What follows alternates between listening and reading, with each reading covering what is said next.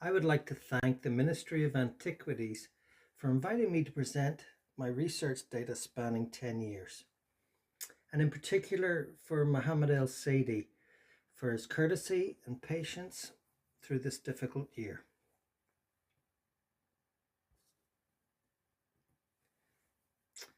I'd also like to remind you that I've not shared this data with any other person or organization, and I'm releasing it to the ministry for the benefit of Egypt. And I want no money and I want no publicity, but I do retain copyright of my data. This information and any subsequent project is highly confidential and should be treated as such by anyone with access to this material.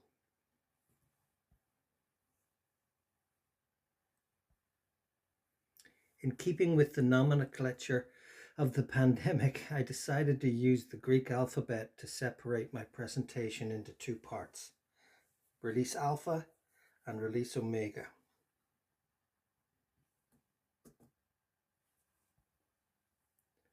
When I was a boy, I was inspired by Carl Sagan's TV programs on space and physics.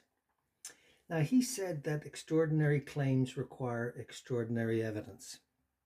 And of course, that is what I'd like to present to you today.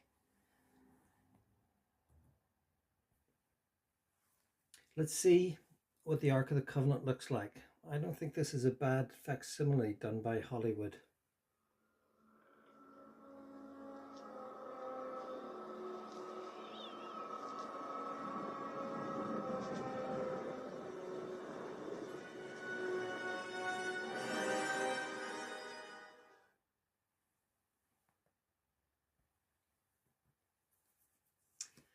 I'm going to be raising some issues with which people are quite emotional about, that is to say, religion. So let us try to remain data focused and remember that I'm the only one here not getting paid to do this, nor do I wish to get paid.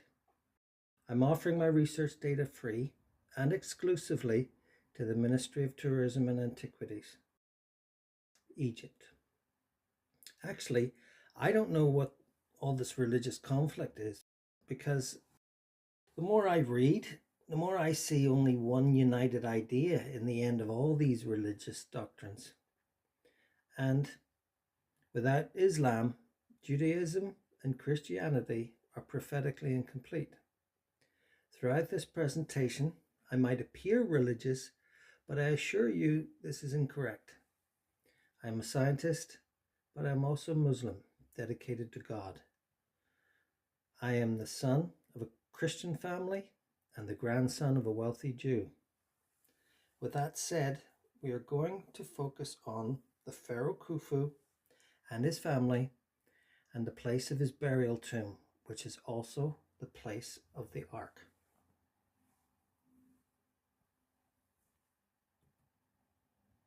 Here's a place you know well, but I'm going to add something to it.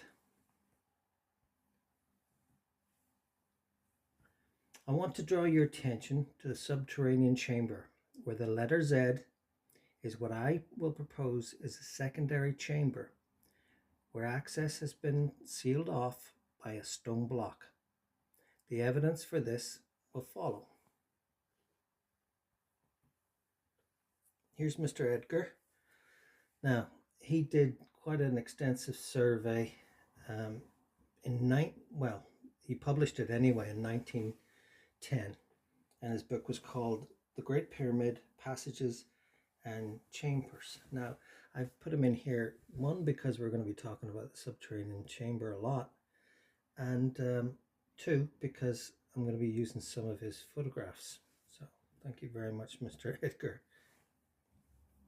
Now, even before I developed my hypothesis about this place, I was always curious about it, baffled about its irregular shapes and so on. Now, this is a view of the southern passage, which runs south from the subterranean chamber. And of course, this is where it terminates at the end. Many people call this the unfinished passage, but even a cursory pattern recognition of the photograph, I can see that there is a block there. Now, I'm happy to say that this was confirmed to me when I first discussed it with Mohammed El Saidi of the Science Office. Now, let's have a look at the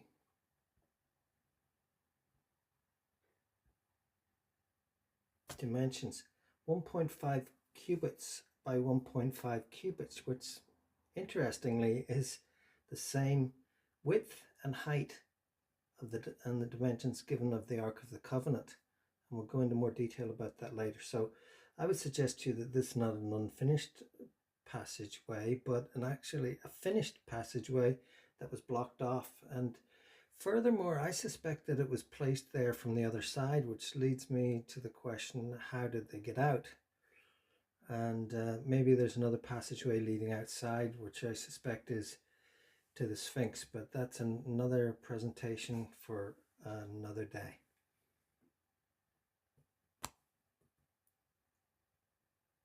And this place has always fascinated me, but I'm just going to say that what if these irregular shapes were carved to preserve the sarcophagi and the treasures from earthquake damage, say, or unlikely as it might be, water damage, given that this place is in the desert. It's unlikely, but not impossible. It doesn't have to come from rain. They're certainly raised and angular. Now, this is probably old news for Egyptologists, but I thought I'd raise it. I can picture sarcophagi and treasures being built up on those angular shelves. The foundation of all my research can be summed up in one word: etymology. I've studied all the sacred religions, all their texts, their holy books, the Bibles, what some would call apocryphal writings. But I didn't just read them. I studied the meaning of the words themselves. That is the science of etymology. Now here's an example.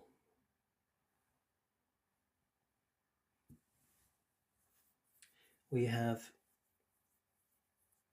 word A.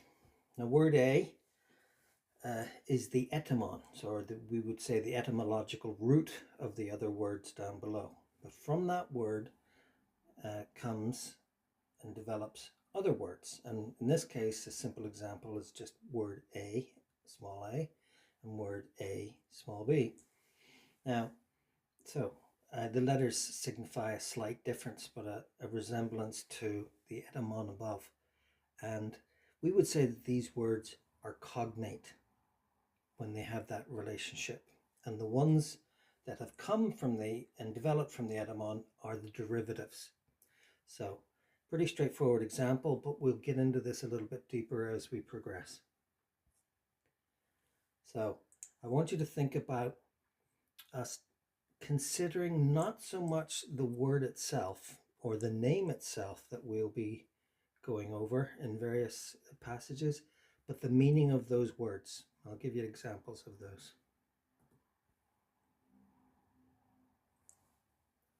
Let's look at the first one. So we have salam, Arabic for peace.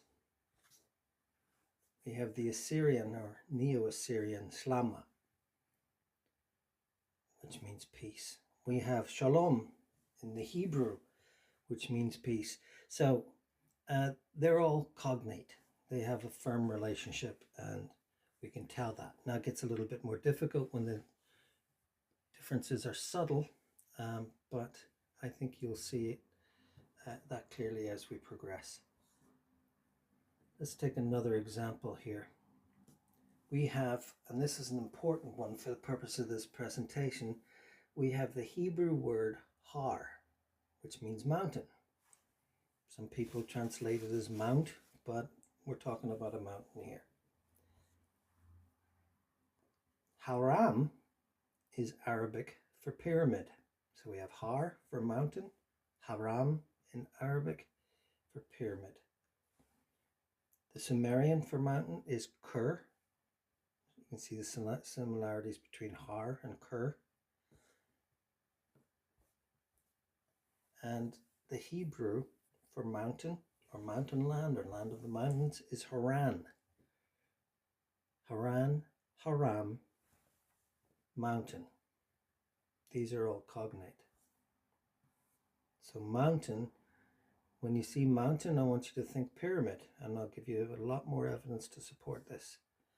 There's a word in Hebrew which is particularly important. These words, of course, that I'm bringing out of the Hebrew are words that we're obviously going to find in the religious texts. And as you know, a lot of the texts I'm going to be quoting are from the Abrahamic religions of Judaism, Christianity, and Islam. This word Har-Moked means mountain of assembly. Now, Armageddon is Greek, and it's quoted in the Christian Greek scriptures. Now, nobody's made this association before, but I want you to listen to these words. Har-Moked, Hebrew, and Armageddon. Har-Moked, Armageddon. Har-Moked, Armageddon. So it's evident that Armageddon is the same as, or at least the transliteration of Har-Moked, was something that we call the accusative case, the on that's added on the end. I want to suggest to you that the prophetic mountain, the mountain of assembly, the place where all the nations will gather in the future, is in fact the pyramid of Egypt. Now, let's look at some more unusual language that seems to refer to a pyramid. In the Christian Greek scriptures, in the book of Acts, the apostles teach that Jesus is a stone that the builders rejected and that he has become the chief cornerstone. Now, I looked into this with some architects, and a chief cornerstone in architecture is a capstone.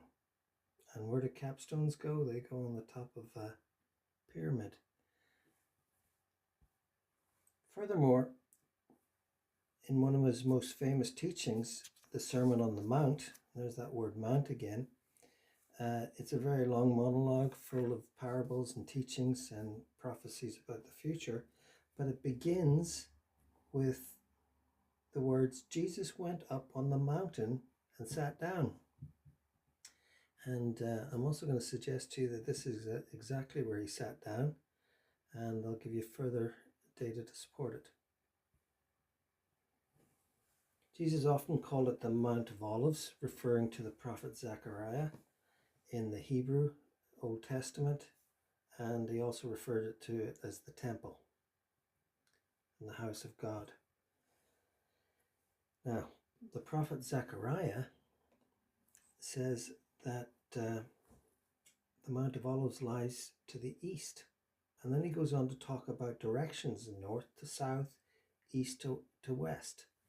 Can't help thinking that he's trying to tell us something, because we know that Khufu's pyramid is set to the east of the other pyramids, and it is set on the cardinal points of the compass, north to south and east to west. So it's evident to me that we're getting more data to suggest that the temple of the Abrahamic cultures, give whatever name you want, the mosque, the temple, the mount, the holy mountain, is in fact the Great Pyramid of Egypt.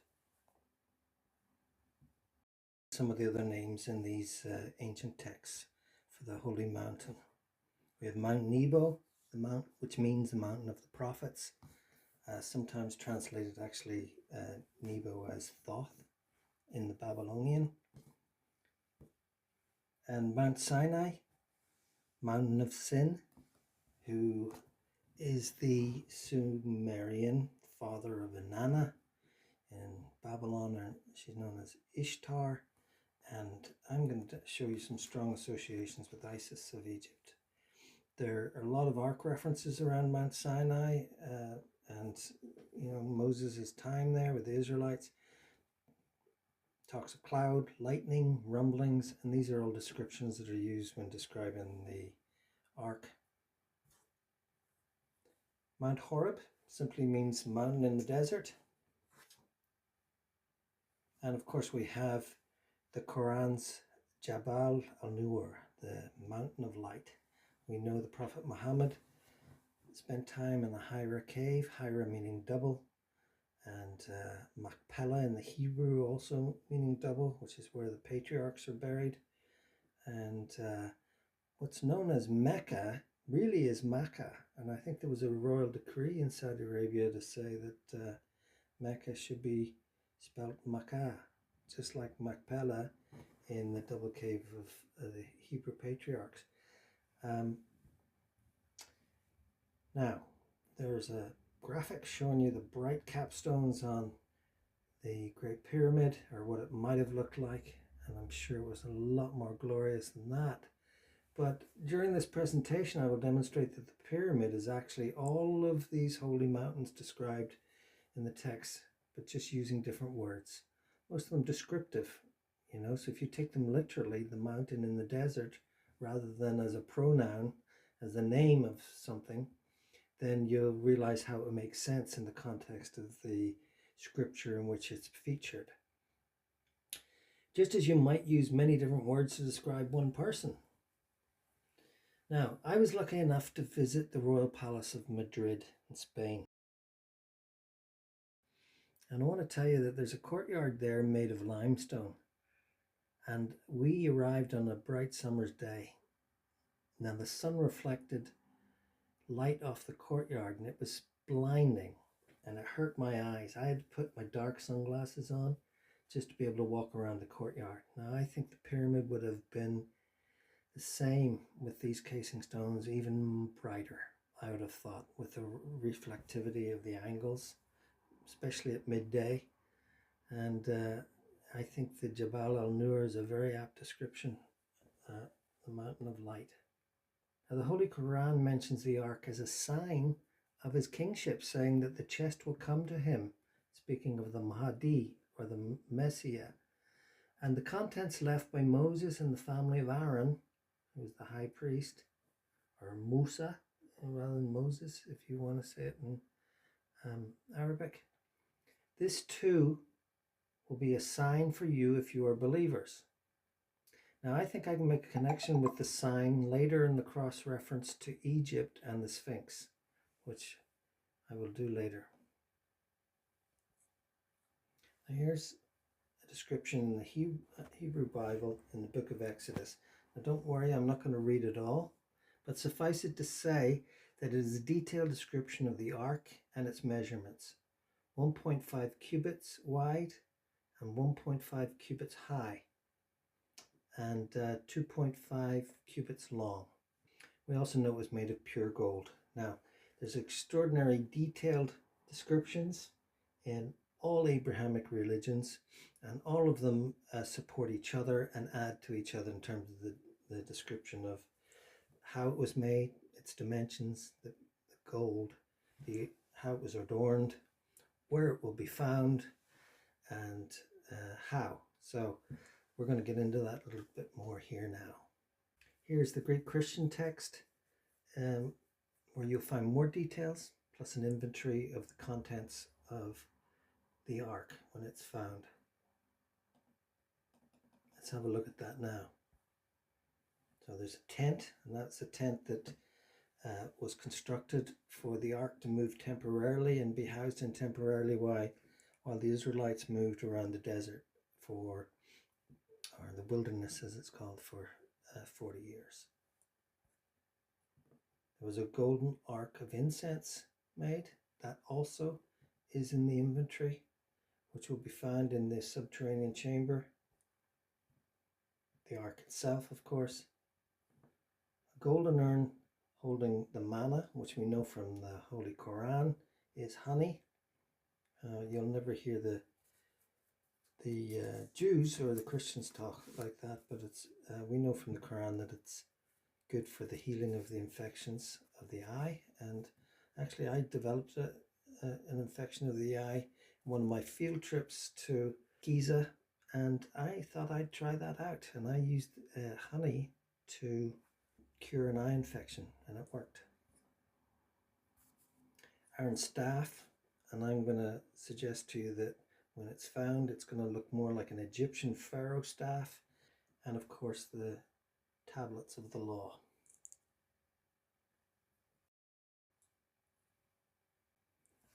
Would you believe that we have a written account of where the ark was hidden and by whom?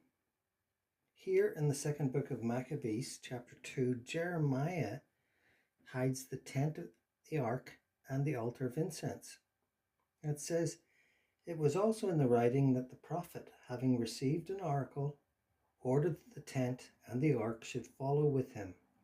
And he went out to the mountain where Moses had gone up, Mount Sinai, or Mount Nebo as it's referred to in this text, and had seen the inheritance of God. And Jeremiah came and found a cave, and he brought there the tent and the ark and the altar of incense, and he sealed up the entrance. Some of those who followed him came up to mark the way, but could not find it. When Jeremiah learned of it, he rebuked them and declared, 'The place shall be unknown until God gathers his people and shows his mercy. And then the Lord will disclose these things, and the glory of the Lord and the cloud will appear, as they were shown in the case of Moses and Solomon, etc.' But what does it mean? So Jeremiah hid the ark and sealed up the entrance, which you would know as the granite lintels that sealed the passageways in the pyramid. But how can we prove it? And are there any clues? Well, the clues are in the words which have been carefully chosen in the passage and all passages related to the ark. Note the words, "This place shall be unknown until God gathers his people and shows them mercy."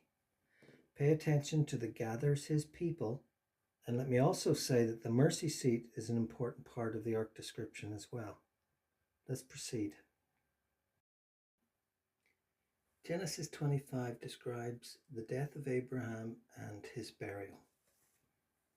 Abraham breathed his last and died in a good old age, an old man and full of years, and he was gathered to his people. Isaac and Ishmael, his sons, buried him in the cave of Machpelah. There Abraham was buried with Sarah, his wife.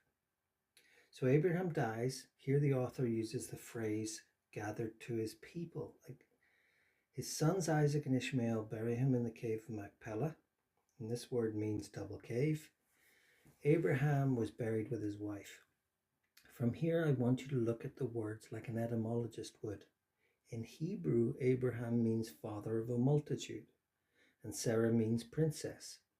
We know that Abraham did indeed father a multitude, and we also know that Sarah was a princess, as we read in the cuneiform clay tablets of Sumer.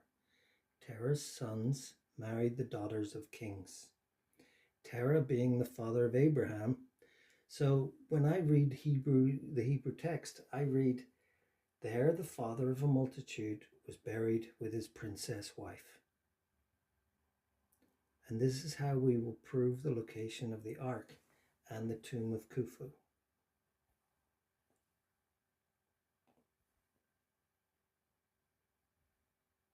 In Genesis 49, Jacob dies and his death is recorded. He too is gathered to his people, buried in the cave of Machpelah, the double cave, the same burial place. There also lists there Abraham and Sarah being buried in the same place, and Isaac and Rebekah, his wife. Now, I'm not quite sure of the Arabic names for Isaac and Rebekah, but we have Abraham and Sarah, we have Isaac and Rebekah, and then we have Jacob and his wives. So again, Genesis goes on to record the death and burial of Jacob in the same double cave and continue to list others buried in the same cave. So, when Jacob breathed his last, he was gathered to his people. The same phrase used again, right, by Jeremiah when he was later describing the hiding of the ark. And here are the clues. The clues are in the words. In Genesis 50, Jacob is embalmed. Then Joseph fell on his father's face and wept over him and kissed him. And Joseph commanded his servants, the physicians, to embalm his father. So the physicians embalmed Israel. 40 days were required for it, for this is how many are required for embalming. And his sons take him to Canaan, which means lowlands. One could say Lower Egypt, the lower land, and they bury him in the cave of Machpelah. These people are being embalmed. Isn't this an Egyptian tradition? So what other evidence do we have to support this location in the Abrahamic religions? Let us examine what the prophet Isaiah has to say in discussing the mountain of assembly in Isaiah 14.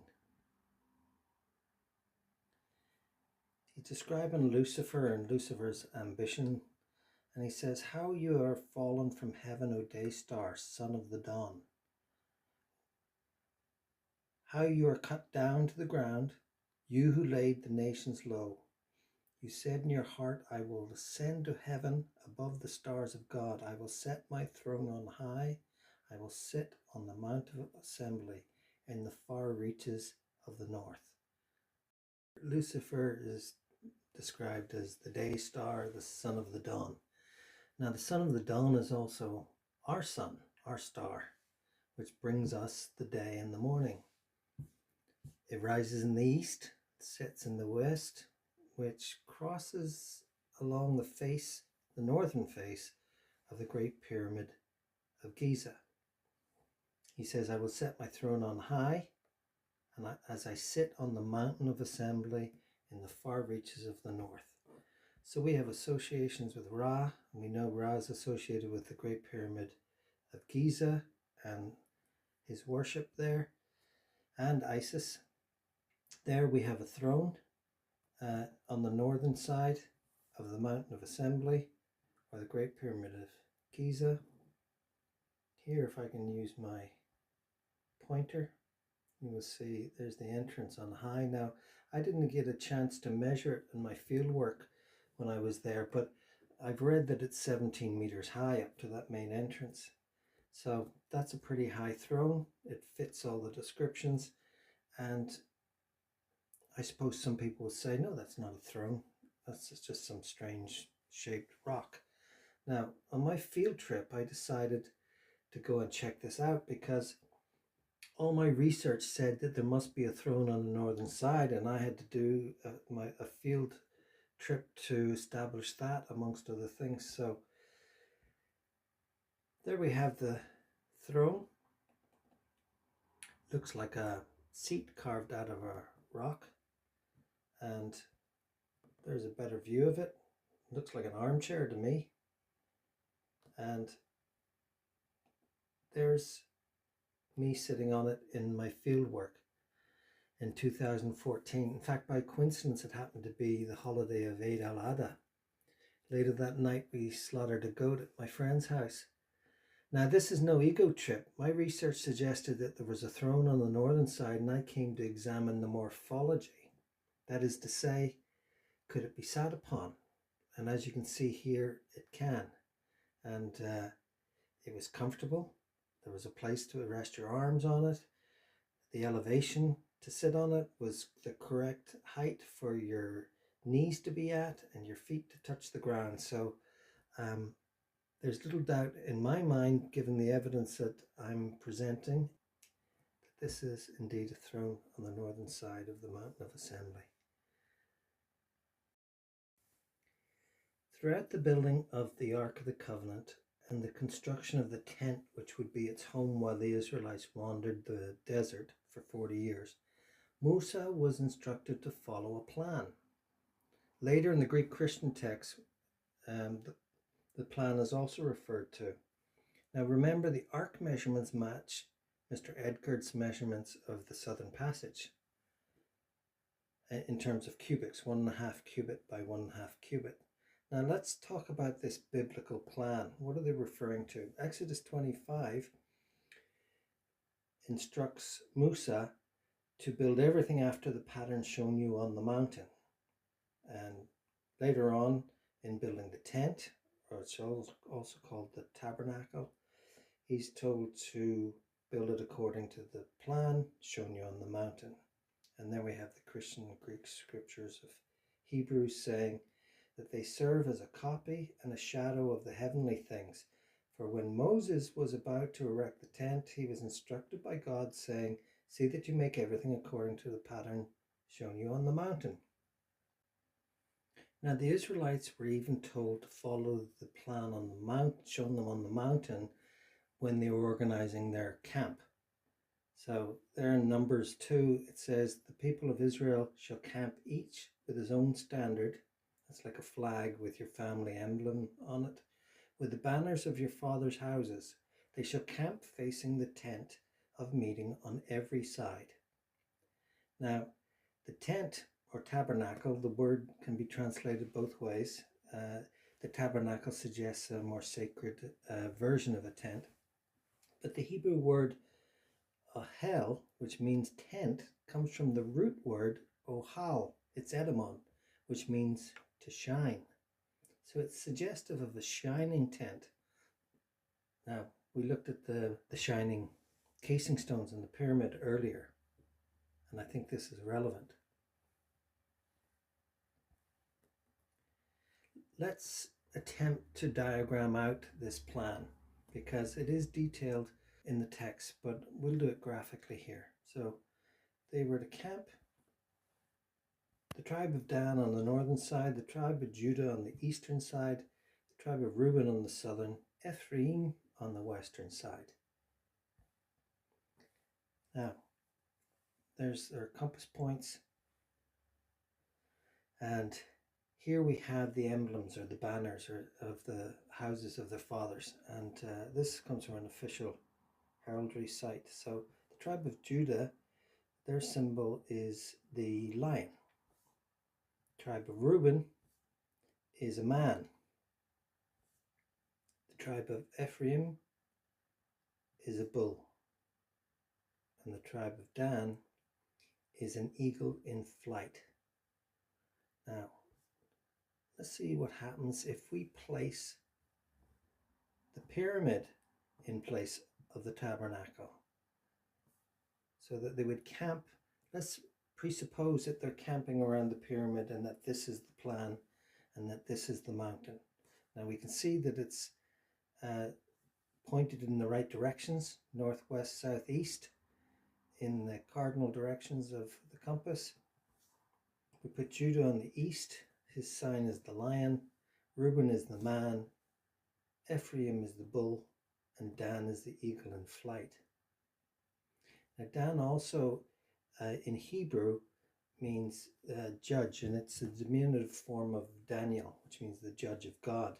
Now, I would suggest to you that a judge or a king or a high priest would sit on a high throne on the northern side, and the Sphinx, our lion, like the Lion of Judah, sits to the east.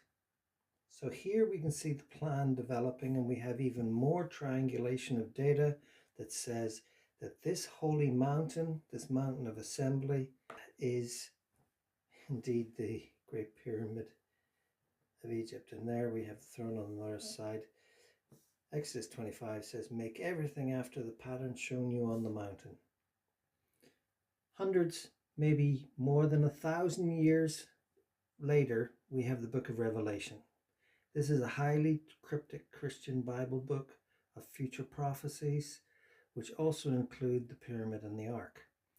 Now, a tetramorph is a creature constructed from 4 other creatures, or a pattern that uses 4 creatures.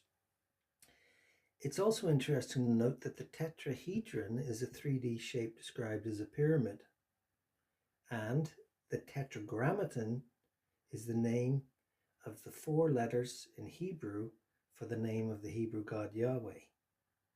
Let's examine this tetramorph further. Revelation 4 says, "Around the throne, on each side of the throne, are 4 living creatures." 4:7 says, one is a lion, one is an ox, one is a man, and one is an eagle.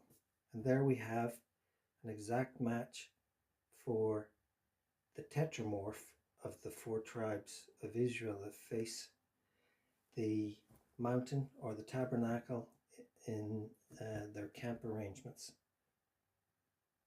which is performed exactly as the plan shown them on the mountain.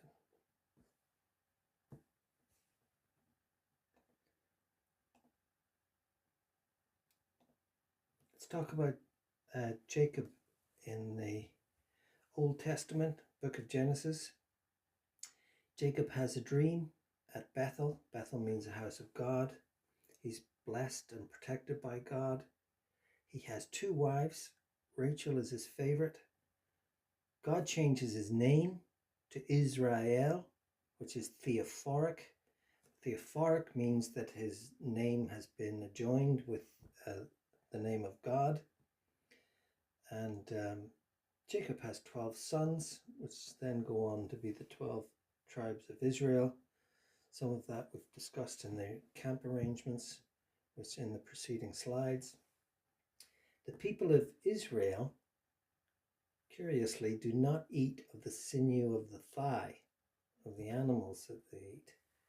And that's in Genesis 32. Let's look at some Khufu, or if you want to say Thutmosis facts, if you're referring to the dream stele. It's hard to say sometimes because the dream stele is only half complete. It's been damaged. But we have the inventory stele too.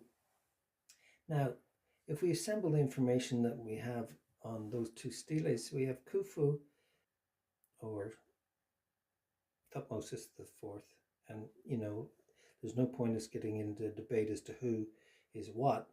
I could argue that Thutmosis is telling the story of Jacob or Khufu, but let's just look at the data. Khufu or Thutmosis had 2 wives, and one of them was the favorite of 2 goddesses, and that's in the dream stele. Khufu had many children on the inventory stele. Khufu's name was changed to Khufu Kunum, theophoric.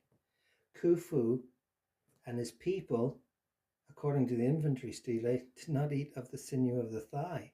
I haven't read anything like that anywhere else except for Jacob and his people and Khufu. Inventory stele dedicated to Isis. We can see the similarities in the etymology of Isis and Israel in Israel, the name of Jacob, his theophoric name. And Khufu's dream was told by Thutmosis, or it's Thutmosis is Jacob. I think some of these mysteries can only be solved when we find the contents of the 2nd chamber. But there's a tick for the correlation with Jacob, another one for the children, another one for the theophoric name, another one for the sinew of the thigh and the eating regulations. And Jacob had a dream too, Genesis 28. Very, very similar, almost an exact match.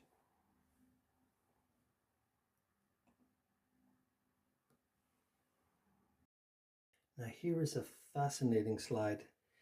It's Exodus 6, and God is talking, and he says, I appeared to Abraham. Now the word appeared in Hebrew here is actually Ra. I appeared to Abraham, to Isaac, and to Jacob as God, using the word El in Hebrew for God.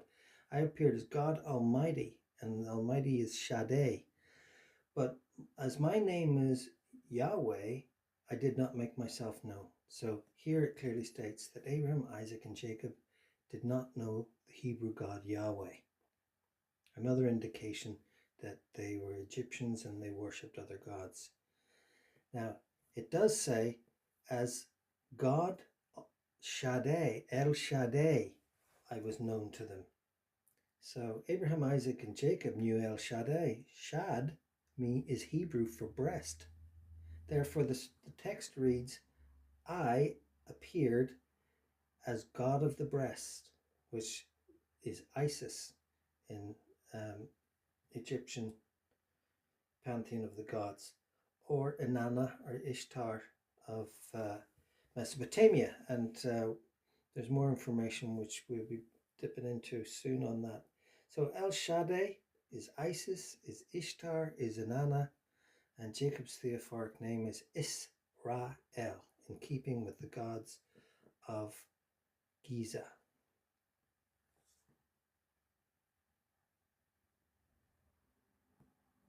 Allow me to draw your attention to the dream stele.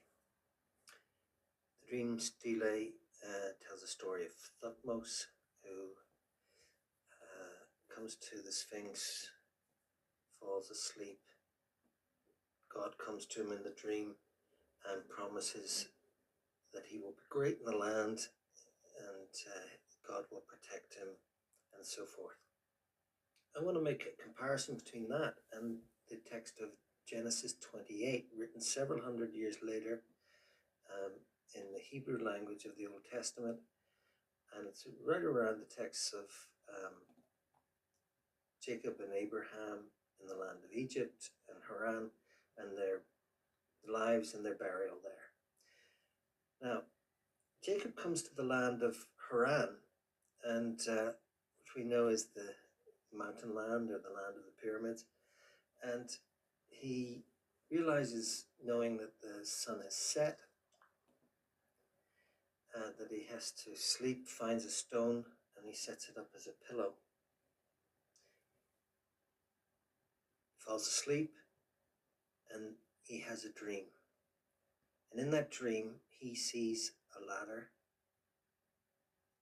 which is set up to heaven. If we divide off these cartouches carefully, we can see that we have a ladder, and we know that the winged disc is associated with heaven in Egyptian history. So we have a ladder set up to heaven, and God promises to make him great in the land if he remains faithful to him, and protect him and his family and his descendants forever. So, extraordinary similarities there. On waking, he realizes that this is an awesome place, he says, and surely it is the house of God and the gate of heaven. And he takes the stone that he used as a pillow, he sets it up as a pillar and anoints it. Anoints it with oil. As a sign and a witness in the land forever. Now, we know that the Sphinx faces east. Show some other little curiosities here. And if the Sphinx faces east, then what is behind the Sphinx? None other than the house of God. And strangely, here we have little microcosms of what I've just drawn for you, with a ladder going up to heaven.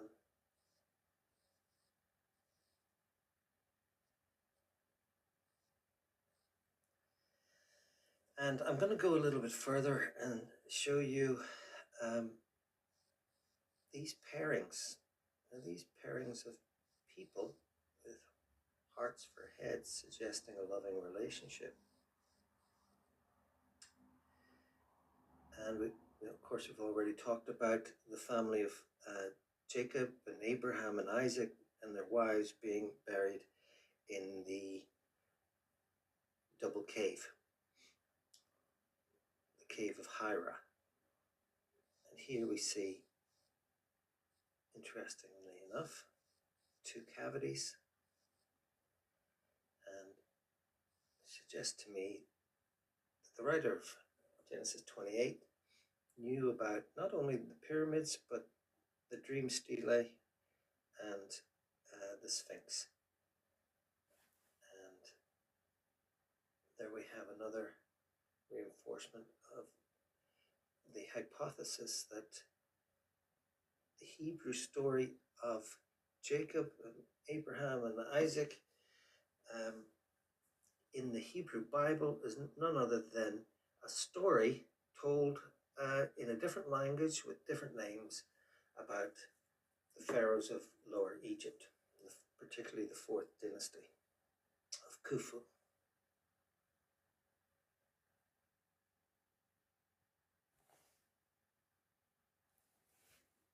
Here's another similar depiction of the ladder to heaven. Only this time it's from a cylinder seal found in Mesopotamia, and it's depicting Ishtar, or Inanna. Ishtar in the Akkadian, Inanna in the cultures of Sumer. At any rate, it's very similar to what we see in the dream stele and Genesis 28. And of course, we know that Abraham was Mesopotamian. He came from Ur. There we have a representation of the Sphinx. If she's facing north, then the lion is facing east.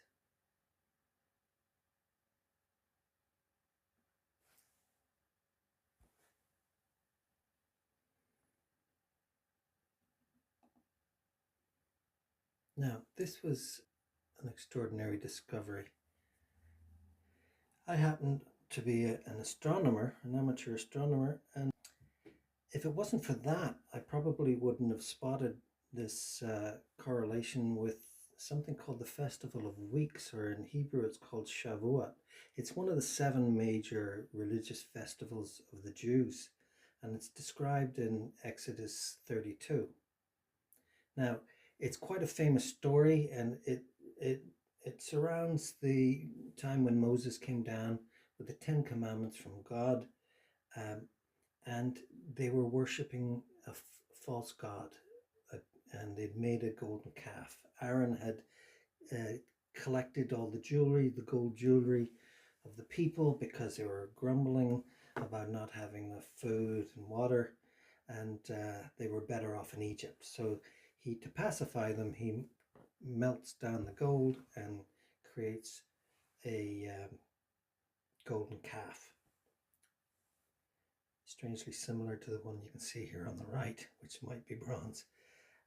But this Festival of Weeks falls on a date when I put it into this computer program, which matches the constellations with the sun.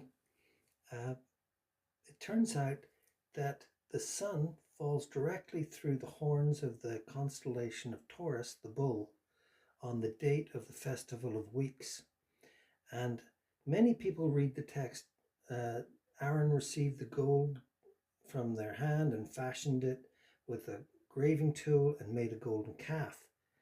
But they don't often quote the second part, and it says this, and they said, "These are our gods, O Israel, who brought you up out of the land of Egypt." These are your gods. So this is a clear reference, not only astrologically to the festival of Shavuot and connecting it with the solar bull of Apis, but you have the gods of Egypt mixing with the gods of Israel. So where did these Mesopotamian gods come from? Well, remember we talked about Abraham coming from Ur. Genesis 11 says that Terah took Abraham his son and Sarai, his son Abraham's wife, and they went forth together from Ur. Now we know Ur is a city in, today it would be modern day Iraq, but then it was Mesopotamia, and together they went into the land of Lower Egypt. But when they came to the pyramids, they settled there. Ur was the city of the moon god, Nanar, in Sumer culture. In Akkadian, he was known as Sin, hence we get the name Mount Sinai. They brought their gods with them from Ur to Egypt and merged them with the gods of the Egyptians. Hence, as I say, Mount Sinai, Isis and Ra in the theophoric name of Israel. To this very day, the Jews don't know that their name is mixed with the gods of Egypt, the Israelites. And they adopted the language and the customs of their new home. They became Egyptians of Sumerian descent by their fathers, Terah and Abram. So the Jewish customs came hundreds of years later after Moses, the Exodus, and the Ark. But when we're talking about Abraham, Isaac, and Jacob, and Joseph, we're talking about rich, pharaonic Egyptian history.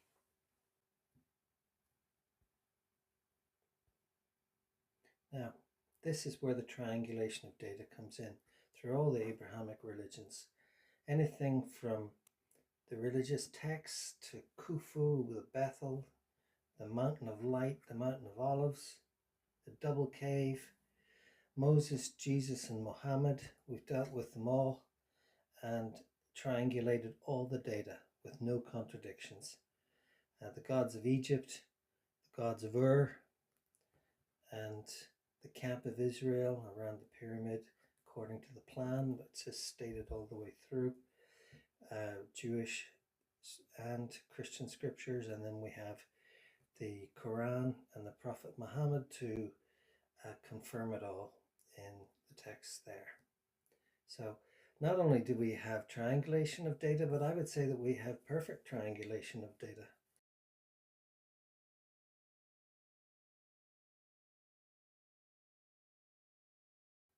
Thank you for your patience.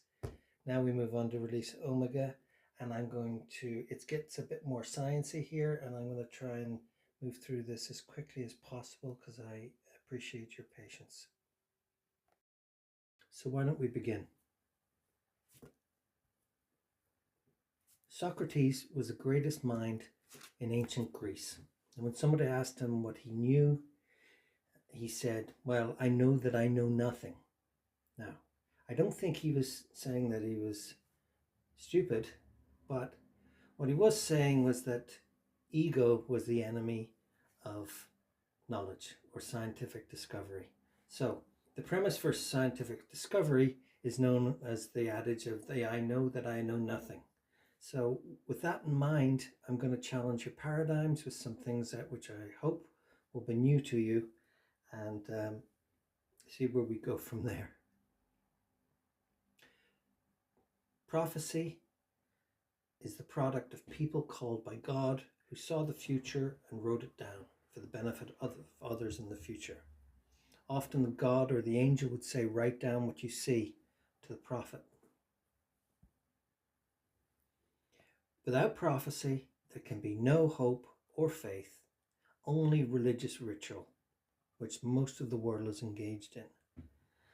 So, can we trust prophecy? What is it?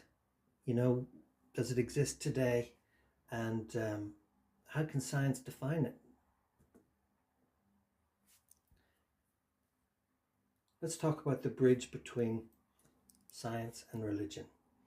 René Descartes was known as the father of modern psychology. Now, he lived in the 17th century. We're talking about almost 500 years ago. And he was a philosopher, an inventor. He invented analytic geometry, and he was a mathematician. Now, this great thinker and scientist of his day spent many of the years before his death devoted to dissecting and studying the pineal gland inside the brain, believing it to be the seat of spirituality.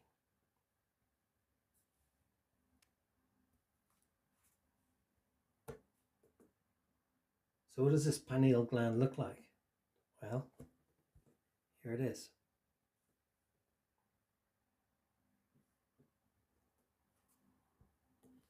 What do we know about it? Well, we know that it's an endocrine gland and that it generates a hormone called melatonin, which regulates our sleep cycle. We know that it's shaped like a pine cone, as you can see up here. And it's photosensitive. In other words, it reacts to light. Now, what is a gland doing in the center of the brain with light photosensitivity? We know that it's known as the third eye, the all-seeing eye, and sometimes known as the eye of prophecy. But we're talking about witchcraft here, right? Or magic. Well, maybe not. There's a priest, a Catholic priest, blessing the forehead where the third eye is on this parishioner. In the Vatican City, there's a large courtyard called the Courtyard of the Pine Cone, and you can see that it looks like a pineal gland. And what is a pineal gland doing in the center of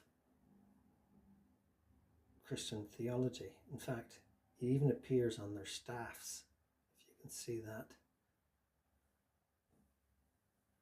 We see the sacred serpent, the Uraeus of Egypt, and the Eye of Horus in Egyptian history. We have Vishnu there in Hinduism. He's got his third eye open. We have Jesus enlightened with his third eye, the Prophet Muhammad, peace be upon him. And we have a Jew with a strange device called a tefillin. There's Buddha, who's opened his third eye and has been enlightened.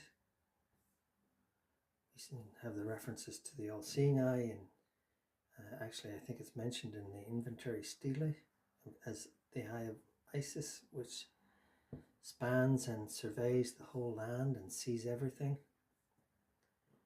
Then we have a meditator opening his chakras, which is a Vedic term for energy vortex.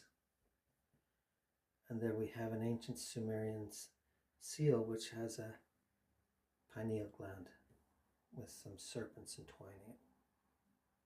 So it can't be witchcraft if it's in every ancient culture and every modern religion of our day. So let's see if we can understand what it's all about. Now, this is a movie called The Men Who Stare at Goats. Sounds silly, but it was made in 2009. It cost $24 million to make, and it took $69 million in the box office. So what was it about? Well, these men played real characters, and these characters were based in a scientific establishment in California, and here it is. It's called Stanford Research Institute, SRI for short.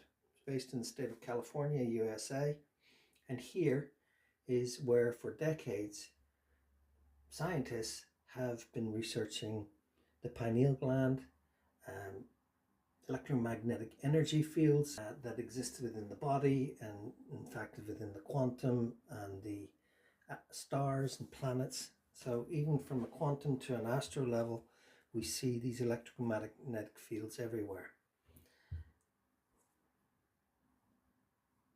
In 1972, the military formed a project called SAIC, and it was a Stargate project. That was its name in Fort Meade Army Base. It was its code name. The work primarily involved remote viewing. If you haven't heard that term, we'll discuss it in more detail, but it's the ability to physically see events, sights, or information from a great distance. Now, these people did this. It was funded by the American military for 23 years, and they took it very seriously, and hence eventually there was a movie made about it. So what was the government, the US military, and for all we know, other governments of the world doing researching the pineal gland in the brain? What was the purpose, and why were they taking it so seriously? Well, after that project, there was somebody called Stephen A. Schwartz, he's quite elderly now, but he's still alive and still working. He's an experimental scientist, and he has written many books, and hundreds of scientific papers, which you can find in academia.edu. Just search on his name and they'll come up. Now, there's one in particular that I'm interested in and overlaps with my research. And I had a dialogue with him at his office, and we discussed his research and mine, and it became apparent that non-locality and exceptional experiences was a paper that I'd be interested in. Now, essentially it talks about the sort of things that in a way we've touched on already, and we'll be talking about even further in the next few minutes, but he called non-locality the sort of thing that I would call prophecy, or certainly the scriptures would call prophecy. I have a more modern scientific name for it today, and if we go a little bit further, I can explain it to you. But he put down in his research a study that shows that genius and religious epiphany and psychic powers were all essentially linked to the same electromagnetic field, and there are some people who can actually control it. He calls it non-local consciousness, so the ability to be conscious here and somewhere else at the same time. Now, what I'd like to talk about is wormhole theory. So we have space, we have space here, and we have space over there. That's a depiction of a wormhole, and we can see that someone exists here, and there someone exists over there. Now, a wormhole, which is an electromagnetic field with a gravity well at the center, actually opens up a door in space. This is a well-proven theory by Einstein and various other scientists who have proven it to exist mathematically, and of course our astronomers and astrophysicists are observing the phenomenon all the time. Now, if space can be folded and it is possible to be in two places at once, what about if we add another dimension, and then we have space-time? So we have here and now and there and then. So here in the present, there in the future, and a stargate opens. Now these can be micro wormholes or macro wormholes.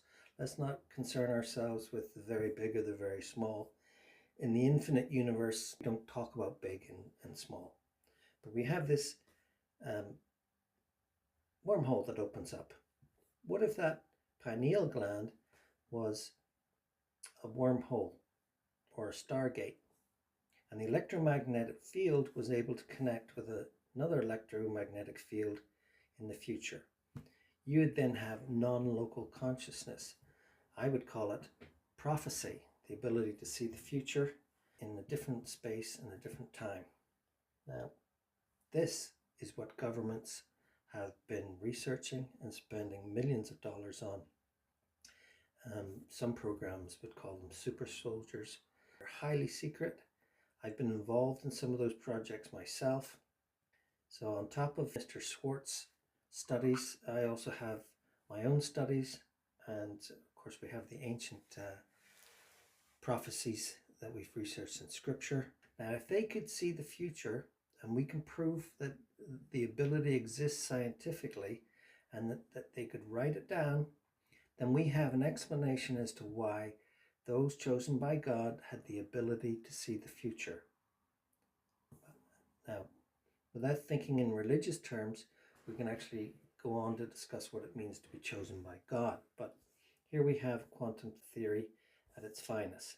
So I'm going to put it to you that a prophet of the past was really a quantum field generator. Our electromagnetic endocrine system can generate electromagnetic fields. When these 7 fields on the 7 endocrine glands become powerful enough, they join together and they create something. It's called a torus field, and you see it here depicted. And what you're looking at is the same field that exists around planets, stars, and even an atom. So what is this electric field that is in all living creatures? And what does it mean? Well, this will explain why prophets were always shown as shining, prophets or saints or holy men, because an electromagnetic field is light. Now, they exist in various different frequencies, some visible, some not, but a powerful enough electromagnetic field will actually manifest itself as light. And that would explain why we see religious depictions of Jesus and the Prophet Muhammad, shining heads. We use terms in religion as anointed. I call it electromagnetism. Religions say holy. I call it the quantum. Religion says spirit. I say gravity. It's science. Here's the quantum field. Now we can explain why all these religious symbolisms are not witchcraft or magic. They're a manifestation of the quantum field. And prophecy is the ability to have non-local consciousness and see the future. So these things written down as prophecy were people who've experienced events that were non-local. Now, if we can trust in the quantum field that's at the center of everything in our universe, then I think we can trust in prophecy, which means that one day something significant is going to happen. Many significant things if you correlate and assimilate all the religious texts as one, particularly the Abrahamic religions, and we start talking about prophecies of the ark and signs of the end. Now, Christians and Muslims talk about things like, now these are prophecies. The temple of God was opened and the ark of his covenant could be seen inside the temple. There's another one that says there will be great signs from heaven. Then will appear the sign of the Son of Man. And we know that's carved on the side of the mountain in Cairo in enormous letters. I've seen it myself. As Jesus sat on the Mount of Olives, he said that nation will rise against nation and kingdom against kingdom. Now, I can tell you that that is a direct quotation from Isaiah 19, which says city against city and kingdom against kingdom. In fact, if you go into a reference Bible and look at the cross-reference, it'll take you straight to each of those scriptures. Now, what does Isaiah 19 say? Now, it talks about a very difficult time for Egypt, and but it also says, in that day there will be an altar to the Lord in the heart of Egypt, and a monument to the Lord at its border. It talks about Egypt in crisis and the Nile drying up, and soon after a Savior comes. A very unusual scripture, one that the Christians have trouble with, but it's in the Christian Bible and it's in the Jewish Hebrew texts. Here we have an observatory.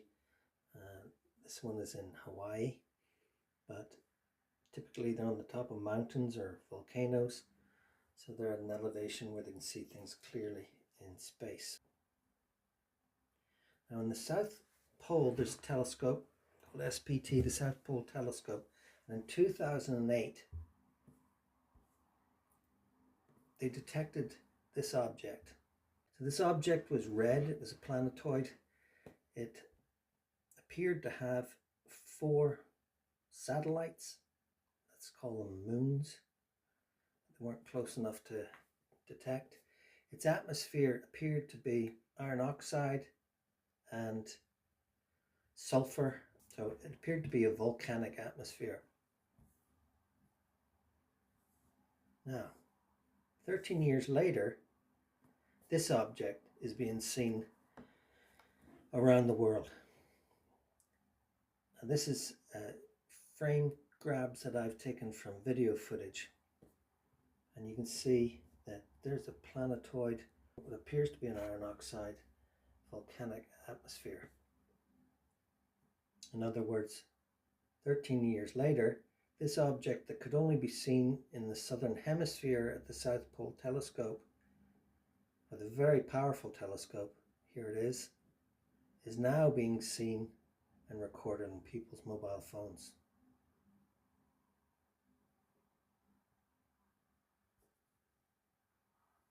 So that's the question, do we live in a binary star system? Astrophysicists have been perplexed by this problem for hundreds of years.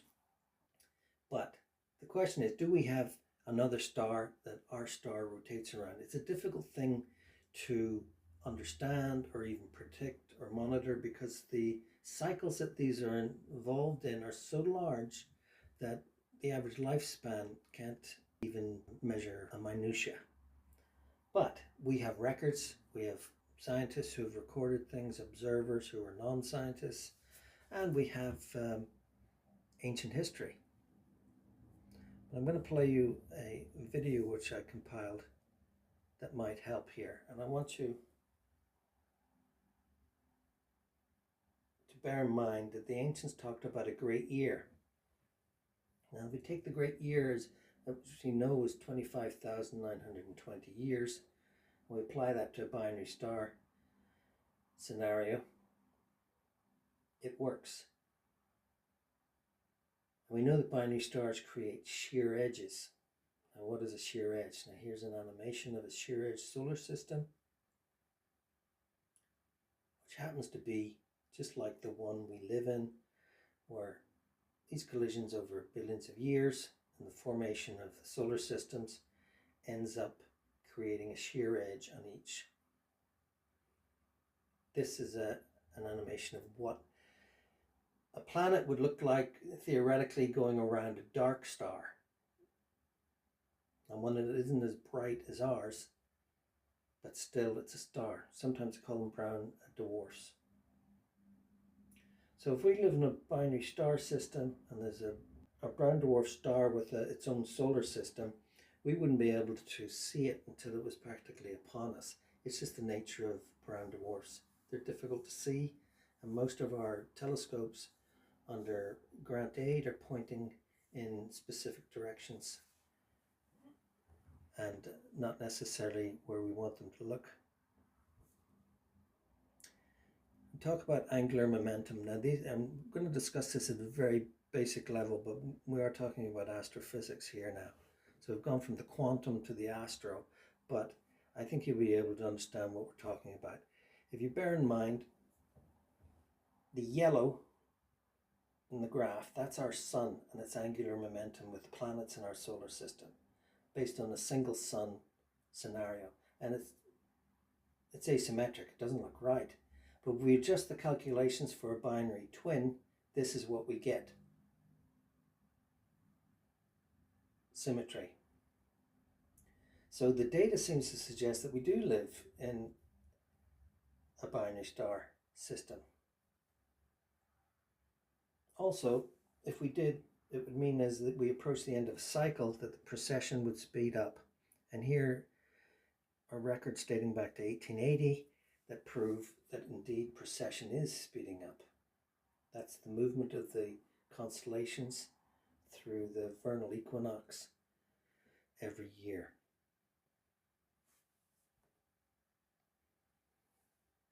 Now, I put some of my calculations together with some records from ancient Sumer, which talked about a planet called Nibiru. The scientists theorize it called Planet X. There's a lot of argument about this and very little agreement. But you can see from what I've disclosed to you already that something is happening and something is very close, and it can't be denied. I shared my calculations with a group of astrophysicists called the Skyview team on the east coast of the United States of America. And when they ran scenarios with those calculations, they were very excited. They were so excited that they seemed to match what they were observing, that they were going to retask their observatory to make further observations. Now, what happened was that there was a severe winter. The the mountain was snowed in and they couldn't get up to retask the observatory. And since then we've had COVID shut down. So I've continued on with my work and research, but it's apparent that the simulation that I sent them has meaning and that they confirmed my calculations. Two suns, two elliptical orbits that interconnect. One around the Sirius star and Sirius B, our sun, these two on a cycle around each other. A supposed dark star which goes around the barycenter of the Sirius A and Sirius B, and a planet, at least one planet, that goes around the dark star, or the brown dwarf. Let's call it Nibiru, as the ancients did. Now this scenario puts our solar system there up to Mars, and then has the orbit of Nibiru coming through the asteroid belt between Mars and Jupiter. Now this could explain the asteroid belt in a natural way, given collisions that would have happened over billions of years. Now if we look at those orbits and put them into time spans, how long it takes for these orbits to take place, we see the precession is over 25,000 years. Sirius B orbits at 50 years around Sirius A. The brown dwarf proposal goes at 2,160, which is exactly what our astrological constellations move at, and then a planet would move around that in 60 years. And these fitted. Now the 60, interestingly, corresponds with the sexagesimal system of the Mesopotamians. And there's a prophecy in Malachi. Malachi was a prophet in the Old Testament, so he was a Hebrew prophet. Now he wrote about a time when the evildoers would be done away with, there would be the salvation of the righteous. But he said, at that time, then the Son of Righteousness shall arise with healing in its wings. Now, that brought to mind this, the Egyptian winged disc, because that's the only sun with wings that I know about. These are various depictions of it through Egyptian and Mesopotamian cultures. There we have Utu Shamash. In the Zoroastrian cultures, he's also known as a god in Mesopotamia. So here's an interesting thing. I took this myself when I was in Thailand.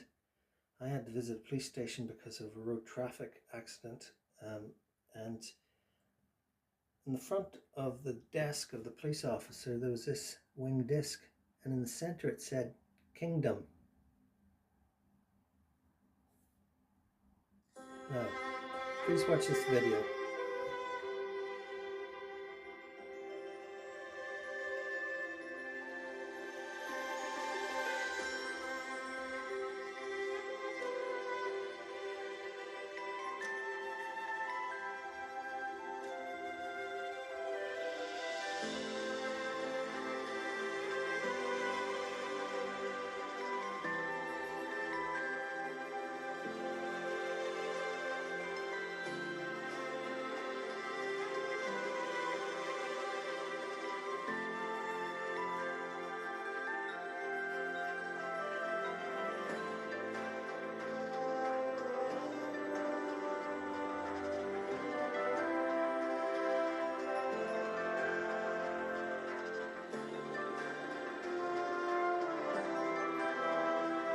This object was following the sun down to sunset.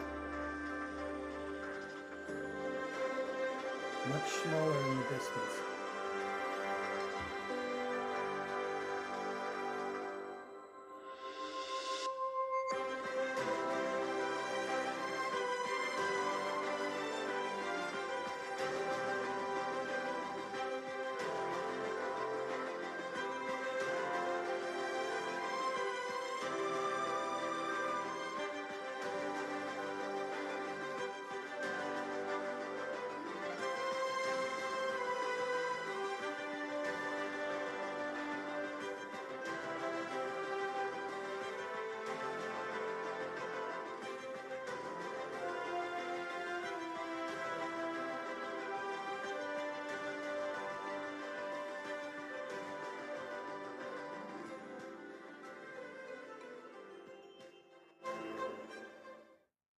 want to look at some other recent observations from around the world.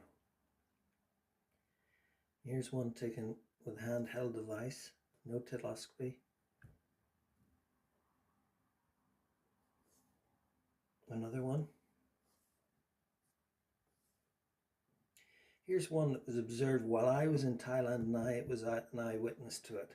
It made national news. It was on the national television news and all the newspapers. People were talking about it everywhere you went. There's a zoom on it. There's another one, and you can see that there's a wing type object at the back and one at the front, so it looks like it's being viewed from the side. And there's another one, extraordinary photographs. So, is it back? This ancient winged disc? I would say yes. An ancient cosmic cycle is now complete. And I think this is what the ancients were talking about in their references to this object and their observations. They certainly seem to know it was a star, because they called it the Sun of Righteousness and various other names. But eschatology is the study of end-day prophecy. And various religions, and particularly the Abrahamic ones, call it the end of days, the end of times, the day of judgment, or the day of resurrection, or the day of reckoning. Jesus referred to it as the kingdom of heaven. Christians refer to it as the second coming of Jesus, the coming of the Mahdi, the Messiah. The Hindus are looking forward to the Kalki. Kalki means destroyer of filth. Buddha Maitreya is the coming Buddha, and Buddha means awakened one. Maitreya means loving kindness. Mahdi means the guided one, and the Messiah means, or the Messiah, means the anointed one. So these historical events and scientific events seem to be converging. And with that, I'd like to talk about all the prayers of the Abrahamic religions around the world. And we're talking about more than half of the population of this 8 billion population planet. We know that the god Ra was known as Amun, Aman, Amen, Amin. All our Abrahamic cultures pray to the God Most High, but they're responded with acknowledgement of Amen. So, Muslims say Amin. Jews respond to their God Yahweh with Amen. The Christians pray to Lord or God or Jehovah, which is the Anglified version of Yahweh, but they respond with Amen also. All of this is consistent with the Abraham story and his migration to Egypt, because we know Amen means Ra. So in our prayers even, there's an acknowledgement of Ra and the origins of the Abrahamic religions. Isaiah 19 says that in that day there will be an altar to the Lord in the midst of the land, and a pillar to the Lord at its border. Now remember, the Quran said about the sign of the ark, this would be a sign if you were believers. Well, this verse finishes off with a sign. It will be a sign and a witness to believers.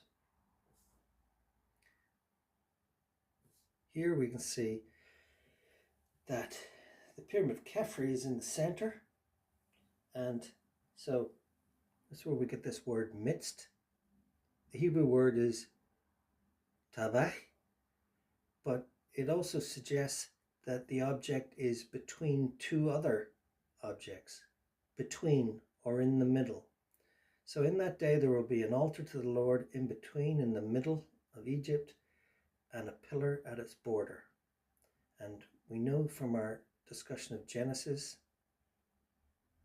and Khufu and Thutmose that there was a pillar at the front of the Sphinx, or we could say at the border of this site.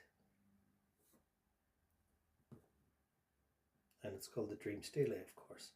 There it is.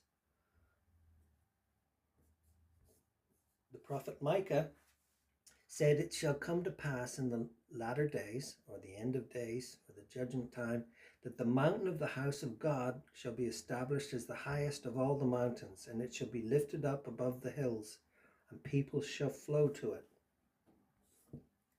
Isaiah 19:23 says, "In that day there will be a highway from Egypt to Assyria. The Assyrians will go to Egypt, and the Egyptians to Assyria. The Egyptians and Assyrians will worship together. In that day Israel will be a third along with Egypt, and Assyria a blessing in the earth. The Lord Almighty will bless them, saying, Blessed be Egypt, my people, Assyria, my handiwork, and Israel, my inheritance." In a strange twist of fate, we're going to end up with Egypt being the head of all these Abrahamic religions. Largest Muslim country in the world, hosting the most sacred tabernacle or temple or mosque in the world. For that to be true, we have to say, what is Mecca then in Saudi Arabia? And I think I can help you there.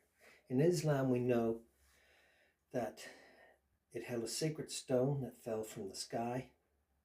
Beit Allah is the house of God. We've discussed the Hebrew and Christian versions of that. I think this is pronounced Qibla, the direction of prayer, and that it was supposedly built by Abraham and Ishmael.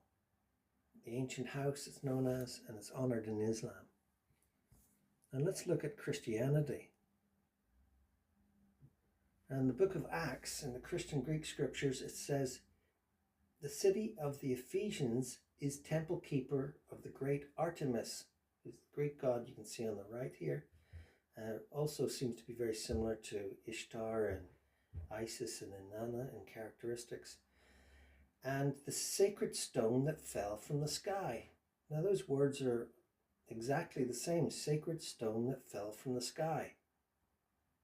Christianity is hundreds of years before Islam is saying that that building was the temple of Artemis. And Ephesus, where it's located, actually means new city or built after. So it can't be the original.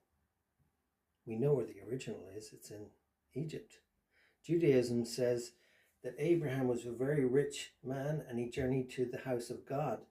And between Bethel, the house of God, and the ruins there, Ai means ruins, the place where he had made an altar.